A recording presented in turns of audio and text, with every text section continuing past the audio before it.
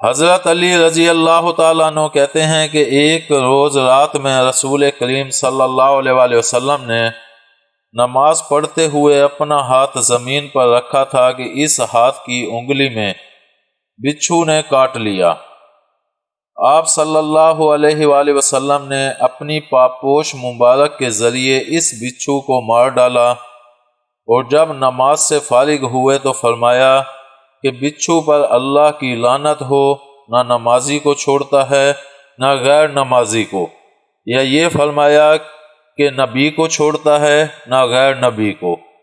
اس کے بعد آپ صلی اللہ علیہ وآلہ وسلم نے نمک اور پانی منگوایا اور دونوں کو ایک برتن میں گھول دیا، اور پھر آپ صلی اللہ علیہ وآلہ وسلم اس چیز کو جو برتن میں تھی یعنی پانی اور نمک کو انگلی کے اس حصے پر ڈالتے جاتے تھے جہاں بچھو نے کاٹا تھا اور انگلی کو ملتے جاتے تھے، نیز سورہ فلق اور سورہ ناس پڑھتے جاتے تھے۔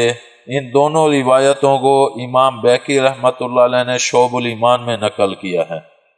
امید ہے آپ کو ہماری یہ ویڈیو پسند آئی ہوگی۔ پسند آنے کی صورت میں لائک کریں، کمنٹ کریں اور شیئر کرنا مت بھولیں۔ ملتے ہیں اگلی ویڈیو تک، اللہ حافظ۔